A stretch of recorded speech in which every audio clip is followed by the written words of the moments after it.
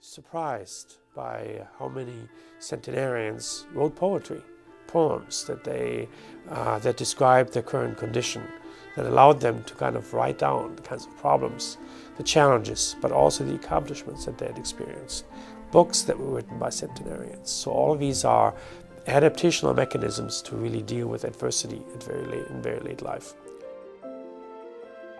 The title of the book is Looking Back on a Century of War and Change. It's 560 some odd pages, I believe, with photographs, and it recounts family history, the stories of my ancestors, and the stories that they told him as a child and what he had heard about these people. I remembered those old people, a lot of them. And then he picked up with his own life and followed that through. He was always giving us what we in the family called Pop's Pearls.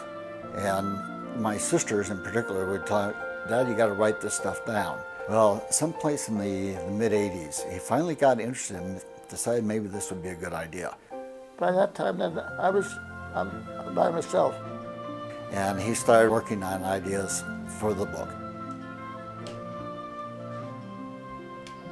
I only expected to write a few pages, you know. In fact, that's what got him into his first computers. And about 2 years after the first IBM PC came out, he went out and bought a computer because, as he said, I think the technology is getting away from me and I want to stay up with it.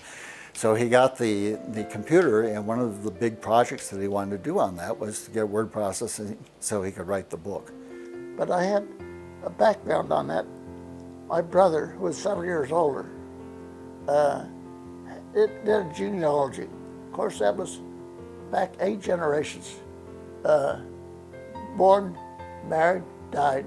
I couldn't have told you who they married or anything, but it was in the genealogy. It's quite a deal. So I started putting meat on the bones.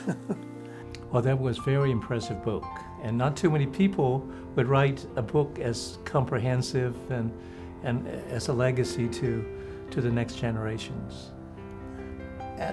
I took them down to 1971, and then I had the 6 grandchildren, and I say in there, "This is your history." I said, "You take it." That's a beautiful thing to do. What is important is to realize that no matter how old you are, there are still developmental processes that occur. That a 100-year-old is not a finished book that is written, that is closed, that is on the shelves. That a person who is 100 is still writing his or her last chapter. And that sometimes the most interesting facets of any book can be found in the last chapter, not in the first chapter.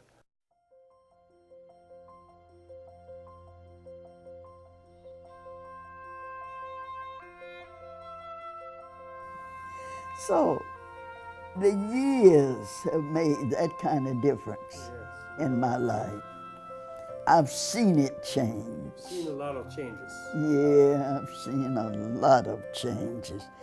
The Depression changed me completely. I learned to sacrifice, and you learn to share, and you have to learn that it's global now. It's all the races, and so we are part now of a global world, and we've got to adjust to all these people. I'm still able to go by the help of the Lord. And all 3 of my children, they're all here with me, thank the Lord. They're all in their 70s. So He has blessed me and let them stay here with me for a while. I never worry. I don't worry about dying now as far as that's concerned. I think I've had a pretty good deal. Not that I'm looking forward to it. As I say, if you can't fix it, forget it. Now that is my I guess, philosophy. If you can't fix it, forget it. So the distinction between well-functioning and not so well-functioning centenarians is an important one, because the number one follow-up question I get if I ask somebody, do you want to be 100, is, what would my life be like? And if my life is fine, if it is great, then why not? But if I cannot think, if I cannot walk, if I cannot hear, if I cannot smell, why would I want to be 100?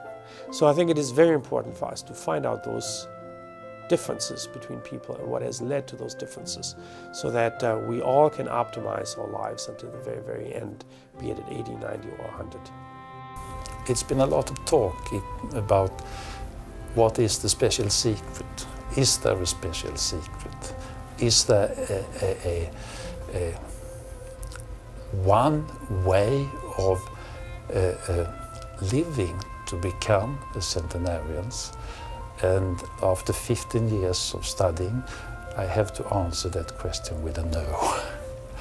There is no general way to live to become centenarians.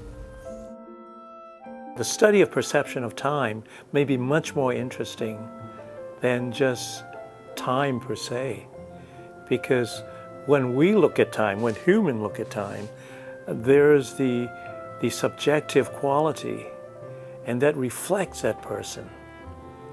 And so if you talk to 5, 10, 15 different people, they may give you different definitions. And not just definitions, but the perception of why it is important. And that, I think, makes aging interesting. Because even though every second, every hour, every day is the same, that your perception and my perception and your experiences and my experiences are different.